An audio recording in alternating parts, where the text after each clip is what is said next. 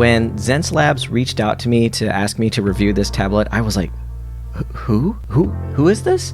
I've never heard of Xencelabs. I've actually been trying to read a little bit more about who they are, where they came from. When I was thinking about how I was going to put this review together, I thought a lot about Wacom sort of dominating the tablet market for a long time now. And while we've had competitors like Huion and XP Pen, Wacom still sits kind of as the industry standard, or I guess the professional standard, for a pretty long time now. We haven't really had another kind of a professional or industry tablet that's kind of priced at the same level and have features that are very similar to the Wacom, or maybe even rival it. Normally this tablet sells for about $200, but right now it's going for $180.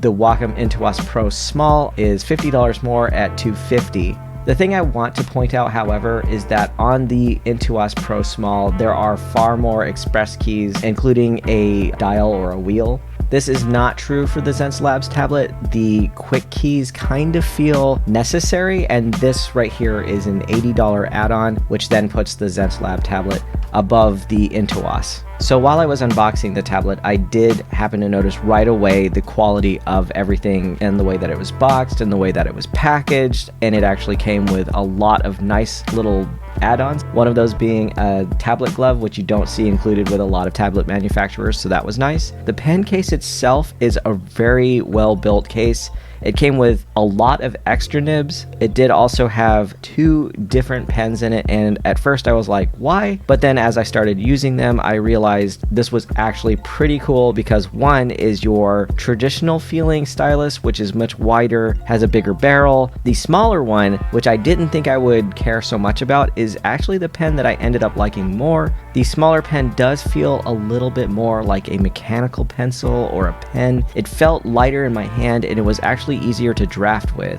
One of the other really awesome things about having the 2 pens was in the driver software, you can actually assign different modes to both pens. So if you want one to feel a little more firm or a little harder, you can assign it to one of the pens. If you want the other pen to feel a little lighter, you can also do that, and it would keep those 2 modes independent from each other. Maybe one pen's assigned to like a drafting pen, and then the other one to maybe like your inking pen. So if you're a big fan of the eraser, then great news. Both of these pens have an eraser feature, so if you flip the pen over, you can erase with it. On the back of the tablet, it is elevated a little bit off with these little pads, which keeps it really solid, really like firm on your desk surface.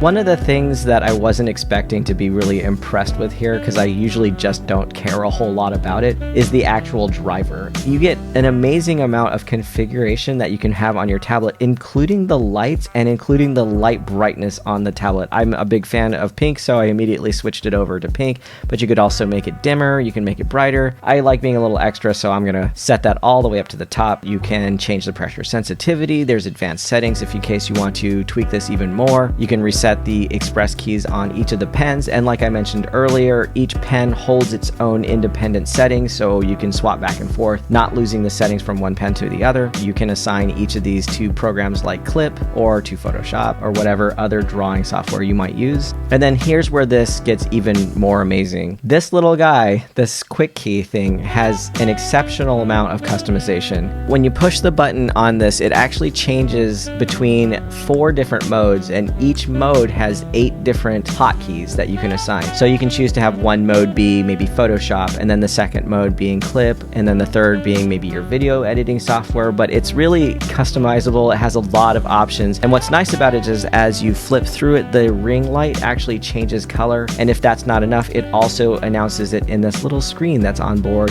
which helped me a lot because I kept getting a little lost when I was clicking through these. You can actually change the dial sensitivity to this wheel, so you can either have it scroll really slowly, so you have to spin it like an art DJ, or you can just have it really fast so that if you move it just a little bit, it actually spins through a lot. And this is really useful to me because I use this for my brush settings. As it gets smaller and smaller, if you're just kind of like touching it just slightly, you don't want it to scale really fast. So I like having it really slow so that I have to turn this a lot in order to get the brush size really, really small. There's even a way for you to adjust which orientation that the quick keys is in. You can either have them horizontal, which is the default mode, but I like holding it in my hand this way and not like this. So there is a way to change that setting so that it does become like tall versus long, and this is the direction that I prefer. So while I was setting this up and I was dealing with all the cables trying to plug it in, I noticed that I was plugging it in the direction that would keep all the cables on the right side, and I am right-handed, so I tried to quickly flip that around, and when I unplugged it, I noticed the light didn't turn off, and then I realized, oh my gosh, it's actually wireless. Both the tablet and the quick keys are both wireless. They both come with their own USB Bluetooth, which is really nice because I'm not a big fan of having cords all over my desk.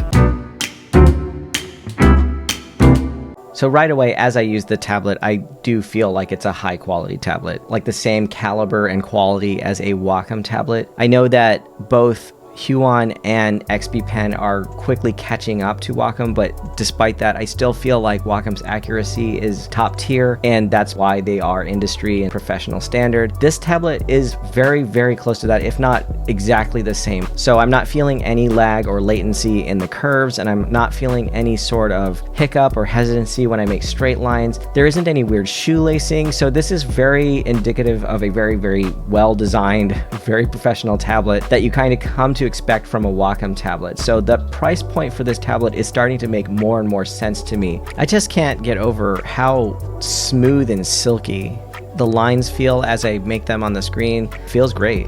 I did test this out on a little bit of my paintings, and it feels just like a Wacom to me. Like, it feels solid, it feels really well built, very, very accurate.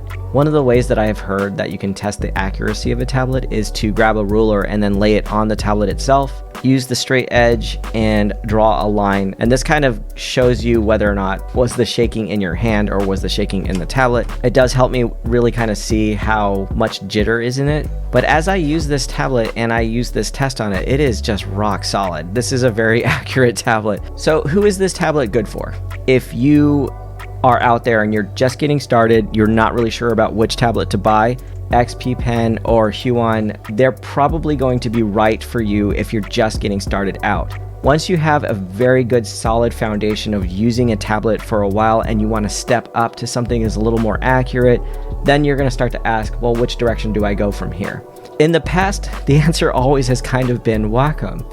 So it's really great that we're having another company come out on the scene providing an alternative to Wacom. If I were coming up now and having to buy a new tablet to replace a Wacom tablet, now I don't have to say, well, I guess I'm buying another Wacom tablet. I actually may look into a Xencelabs tablet because this is a great build. I'm really excited to see where they go from here because right now they don't have a screen tablet, they just have pen tablets, meaning they don't really have a rival to the Cintiq line. If the build quality is anything like I'm seeing here in their screen tablets, then that's exciting. That gives me an opportunity to take a look at other screen tablets that are about the same build quality as what I come to expect from Wacom tablets. If there's one thing that I would hope for in the future, whether they're going to be making screen tablets or just other pen tablets, I would love to see the tablet itself and this quick key thing combined. Especially in a screen tablet, I would love to have this on my actual device rather than something I hold in my offhand.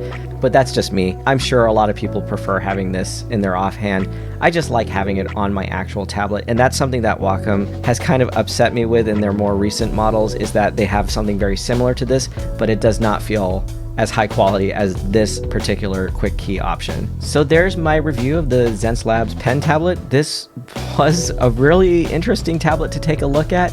Like I mentioned, I came into this whole thing not knowing who these guys were or what this was, but I'm coming away from it incredibly pleased, and I'm really looking forward to the future of this particular company. If you are in the market to maybe upgrade from where you are in your tablet, maybe it's old or maybe you have something that's not fully featured, this is something to look at. I definitely think that this is one of those tablets that is out there to rival Wacom, and that I think that's fantastic. Great job. Well, thanks for watching this video, and we'll see you on the next one.